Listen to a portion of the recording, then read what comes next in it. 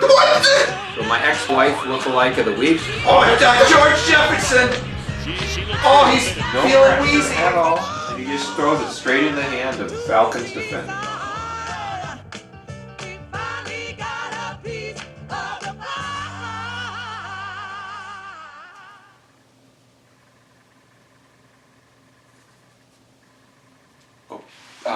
Sorry.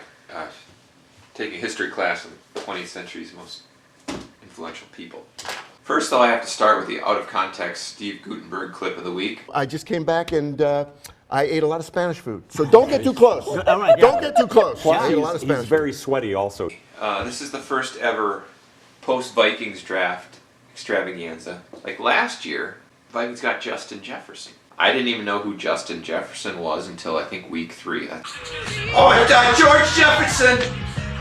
Oh, he's feeling wheezy. It's the first time I ever heard of him. So I'm just gonna go look at the analysis of these picks and just give my thoughts, and then probably go jump off a bridge somewhere. Vikings draft picks from ESPN. Round 1, number 23, Christian Darrisaw, offensive tackle from Virginia Tech. Do the Vikings need offensive line help? Yeah.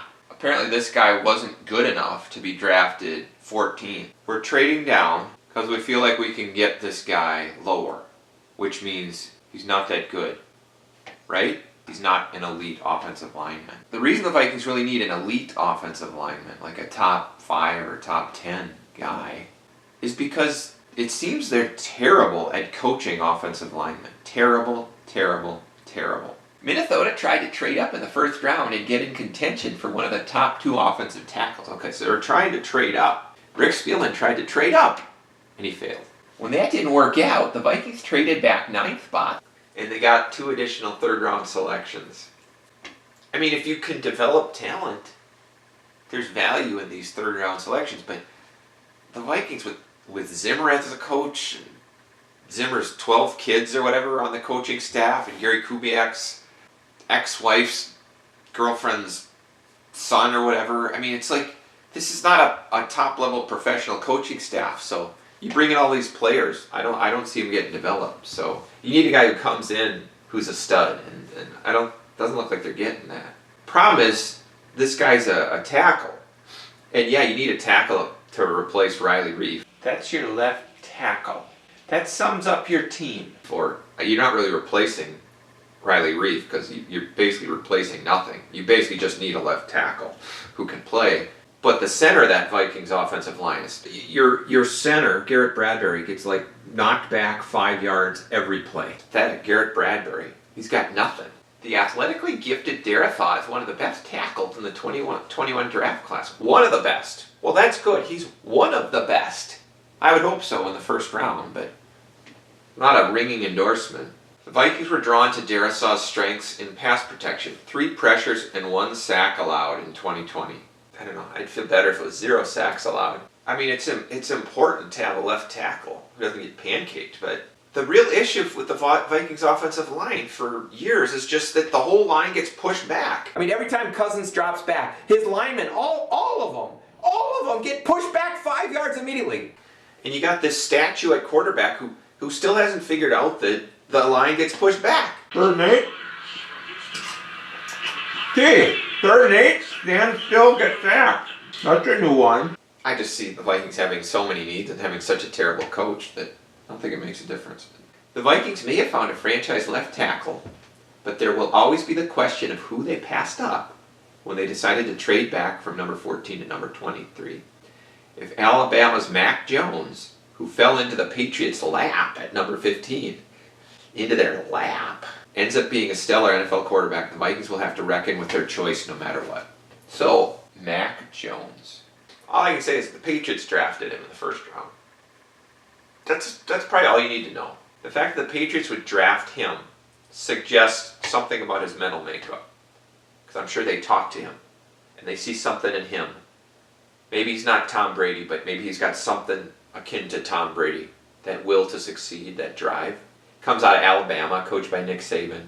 Strengths. Okay, strengths. Strengths. This is what I'm reading on SI. Incredible anticipation. Lightning quick processing, especially in the red zone. What more is there to see? Lightning quick processing. Incredible answers. That's what you need. That is the definition of what you need in a quarterback. That is the opposite of what Kirk Cousins is. Kirk Cousins can't make quick decisions in the pocket. Weaknesses. Occasionally tries to fade away from pressure. Some cases against phantom pressure. Okay. Kirk Cousins. Limited ceiling. It's not a thing. Not very mobile or athletic. Who gives a crap? Will occasionally throw flat-footed. Sounds like Aaron Rodgers. Doesn't matter. Aaron Rodgers can throw flat-footed, so doesn't matter if you throw flat-footed. Brett Favre. Some people can do it successfully. So is that a weakness? Slightly above average arm at best. Again, sounds like Tom Brady. Inconsistent deep ball placement. Sounds like Tom Brady. I guess we'll revisit this in 2 years. See how Mac Jones is doing and see how Christian Darrisaw. So anyway, Vikings did not draft Mac Jones. Instead, in the 3rd round, they drafted Kellen Mond. The Vikings have a contingency plan in place at quarterback and are preparing for life after Kirk Cousins. Well, they could already be into life after Kirk Cousins if they hadn't extended him. I mean, Kirk Cousins never gets hurt. He probably has 5 years left, right? Why would you prepare for life at Kirk Cousins at this point? You could keep him for another 5 years. He doesn't get hurt. He's going to keep producing at the same level for 5 more years probably. So why do you want to get rid of him? Why do you want to replace him? Why do you want to draft his replacement? Why? Because you know he's not that good. So you shouldn't have extended him. So are you admitting you shouldn't have extended him by drafting Greg Lamond? Kellen Mond. Given the way the board fell in the 2nd round, Minnesota didn't need to use any of its draft capital acquired on Thursday to trade into the 2nd to land Mond.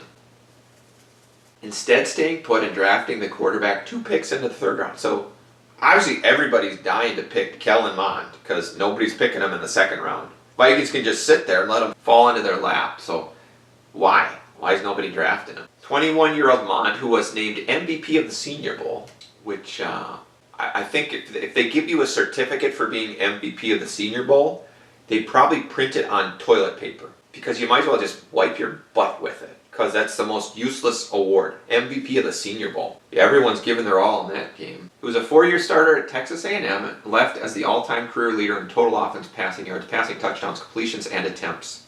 Minnesota is the ideal fit for a developmental prospect. Developmental prospect. He was a 4-year starter at Texas A&M. Why is he a developmental prospect? His accuracy, which still needs work, well, that's encouraging. You're either accurate or you're not. So if they're hoping he improves, well, forget it. He's going to be who he is. I mean, this guy sounds like the next Tavares Jackson. Oh, this is great. This is great. There is no downside for the Vikings with taking a flyer on a mid-round quarterback. So you could just waste a draft pick? 3rd round draft pick? Oh my!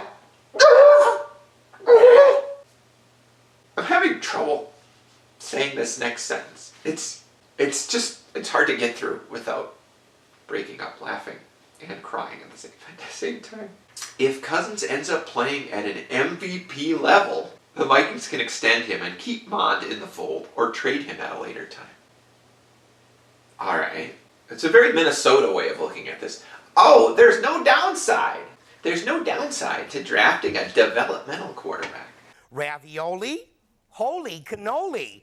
Greg Lamond, this quarterback they drafted, I would rather see them draft a franchise quarterback, what they think could be a franchise quarterback in like the 1st round, and tank for the next year or 2, get Zimmer and Spielman fired, and then that franchise quarterback can ascend to the starting position once Cousins is gone. Unfortunately, Rick Spielman probably doesn't want to get himself fired, so he's going to try to win now. So rather than draft a franchise quarterback who won't pay off for maybe a couple years, he drafts this bum quarterback in the 3rd round who's never going to amount to anything while keeping the eggs in the Kirk Cousins basket. It's just more mediocrity coming, I think. But there's no downside to drafting a quarterback in the 3rd round. Because if Kirk Cousins has an MVP season, they won't need him. And they can just trade him for 5 first-round picks. Because he's so good, obviously nobody wanted to draft him until they fell to the Vikings in the 3rd round. So yeah, they'll just trade him for a ransom. Kirk Cousins will have an MVP season. Mike Zimmer will be Coach of the Year, Coach of the Decade, Coach of the 21st Century. And Rick Spielman sucks.